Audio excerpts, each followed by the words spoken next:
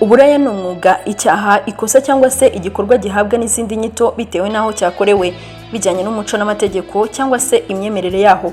Ntiwakwemeza neza ngo uburaya bwatangiye ryari, ariko nibusigana n'amateka y'ikiremwa muntu. Ubusanga mu mateka y'Iyobokamana, mu mateka y'ubwami n'ubutegetsi byo hambere, no mu mizi y'iri terambere rya muntu tubona ubu, kuva mu Bagereki bo hambere, muri Amerika y'ubu kugera naho uherereye ubu wowe udukurikiye muri aka kanya. Yifashishije ibisigaratongo, umunyamateka w'Umugereki Herodus avuga ko uburaya bwakorwaga bizwi n'amategeko kuva mu myaka 4000 mbere y'ivuka rya Yesu. Ni umwe mu myuga ikuze ku isi niba atari uwa mbere. Ni umwe mu myuga ikorwa mu ibanga rikomeye, ariko ababikora n'abakiriya babo bakagira uko babihuza bikagenda neza cyane mu buryo bwabo. Hari aho uburaya ari icyaha gihanwa n'amategeko mu buryo bukomeye, ariko n'ubundi birakorwa, ndetse ahubwo ababirwanya bakaba n'abakiriya b'imena. Ahenshi ni umwuga udafite itegeko riwukumira, ariko nanone ntariwurengera. Aha amategeko abyemeraho, hari n'ibisabwa ubikora agomba kuba yujuje, ubundi akajya ku isoko agacuruza nk'abandi, haba n'amasendika akayajyamo, byaba ari n'imisoro akayitanga. Uretse kuba ubu bucuruzi budasaba kurangura, butanga akazi cyangwa se bukanabyarira inyungu abaturiye mu makaritsiye bukorerwamo. Ni umwuga ujyana no kurya ndetse no kunywa, gukodesha amazu yo kubukoreramo, kwambara neza n'ibindi birushaho kugena igiciro cyangwa se bitandukanya inda yihenze n'ihendutse. Bugera kure bukaba igikoresho n'umwana mwiza kuba bukoresha mu kugera ku byo bashaka, bifitwemo uruhare n'abagabo. Ku rundi ruhande, uburaya bugira ingaruka ku mubiri no mu mutwe. Ni inkota y'amugi abiri ku bacuruzi n'abakiriya. Ababukora bitwa amazina menshi aganisha ku kubasuzugura nka cool girls, street worker ndetse n'andi mazina menshi atandukanye. Baha ikaze mu kiganiro cyacu cyo kuri uyu munsi. Umurimo w'uburaya benshi bafata nka kirazira. Hari ibihugu bitandukanye ku isi byagiye bibona ko abawukora bahabwa akato, ndetse rimwe na rimwe babangamirwa. Reka turebere hamwe urutonde rw'ibihugu 15 ku isi bibarizwamo uburaya bwemewe n'amategeko mu gihugu batuyemo. Igihugu cya mbere ni New Zealand. Mu gihugu cya New Zealand, kuva mu mwaka wa 2003 bamaze gushyiraho amategeko ngenderwaho ku ndaya zose zikora aka kazi ko kwicuruza, aho umukobwa wese ushaka gukora aka kazi ajya muri leta agapimwa ku bushake ko nta ndwara n'imwe y'umubiri afite, agahita ajya gutangira akazi. Igihugu cya kabiri ni Australia. Mu gihugu cya Australia cyamaze kubona ko uburaya bukomeje kwiyongera, hashyirwaho koperative zijyanye no gucunga ndetse no kugenzura imikorere y'indaya muri iki gihugu, aho bashyiraho ibiro bikuru. Ushobora kujya kureba aba bakobwa bicuruza, cyangwa se ukaba wahamagara kuri nimero batanze, umukobwa akagusanga aho uri hose wabanje kwishyura. Igihugu cya gatatu ni Bangladesh. Mu gihugu cya Bangladesh, nubwo abakobwa bemerewe gukora uburaya n'abasore, usanga bakora uyu murimo wo gushimisha abakobwa cyangwa se abakobwa batagira abakunzi. Mu gihe uri umukobwa ukaba wumva ushaka umusore mukorana imibonano mpuzabitsina, ushobora guhamagara umuhungu akaza, mwarangiza ukamwishyura agahita akomeza ku kazi. Icyo ukora naho ni ukwiyandikisha, ugashyirwa ku rutonde rw'abakora umwuga wo kwicuruza, ubundi ugatangira akazi. Igihugu cya kane ni Belgium. Mu gihugu cya Belgium, nyuma y'uko hakunzwe kuvugwa ibikorwa by'ubugizi bwa nabi burimo gufata abana ku ngufu, igihugu hahise hatangizwa imbuga za internet zitandukanye zihuza abantu bifuza gukora imibonano mpuzabitsina. Mu gihe wifuza umukobwa cyangwa se umuhungu, baguza n'umukobwa washimye, bakakubwira amafaranga utanga ndetse na konte uyoherezaho. Yamara kubageraho, wa mukobwa agahita afata inzira akaza, mugakora ibyo mukora. Igihugu cya gatanu ni Brazil.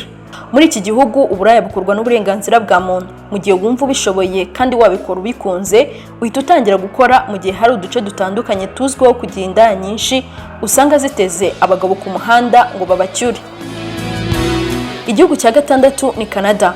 Kuva mu mwaka wa 2014 mu gihugu cya Canada, imwe muri leta zigize Leta Zunze Ubumwe za Amerika, uburaya bukorwa n'umuntu ku giti cye, aho ndetse bikorwa mu buryo bw'umwuga, kuko indaya zaho zitanga imisoro kandi zibikora nk'umwuga. Nubwo rimwe na rimwe usanga ziteza abagabo mu duce duteye ubwoba, nko mu mahuriro y'imihanda ndetse no mu mateme anyurwamo n'imodoka, aho rimwe na rimwe usanga hari abo imodoka zigonga mu masaha akuze, bitewe n'abatwara imodoka basinze cyangwa se kuba yarigeze kubangamirwa n'indaya. Igihugu cya karindwi ni Colombia. Muri iki gihugu umwuga w'uburaya ukorwa byemewe n'amategeko, kuko leta yamaze gutanga uduce twihariye ushobora gusangamo abakobwa bakora kano kazi ko kwicuruza. Igihugu cya munani ni Denmark. Muri iki gihugu uburaya bwemewe n'amategeko, uko na leta ubwayo ifasha abantu batandukanye bifuza gukora aka kazi, nko kubaha uburyamo mu buryo bwo kongera imisoro itangwa n'abo bakobwa bakora akazi ko kwicuruza ku bagabo. Igihugu cya 9 ni Ecuador. Muri iki gihugu mu majyepfo ya Leta Zunze Ubumwe za Amerika uburaya bwemewe n'amategeko, kuko iyo ufashwe wakoze icyaha cyo gufata ku ngufu kandi hari abakobwa bicuruza urabihanirwa. Ibi byatumye buri mukobwa wese wifuza gukora uburaya ahabwa umwanya mu rwego rwo guca icyaha cyo guhohotera cyangwa se gufata ku ngufu. Igihugu cya 10 ni France. Mu gihugu cy'Ubufaransa umurimo w'uburaya wemewe n'amategeko, kuko abawukora akenshi usanga baba bahagaze ku muhanda mu masaha ya nimugoroba bategereje abasore ndetse n'abagabo bifuza abakobwa.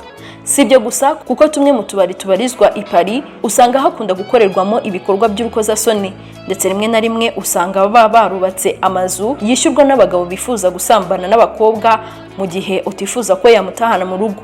Twakubwira ko muri iki gihugu ariho usanga hari abagabo baba baratandukanye n'abafasha babo kubera ikibazo cyo gucana inyuma. Igihugu cya 11 ni Germany.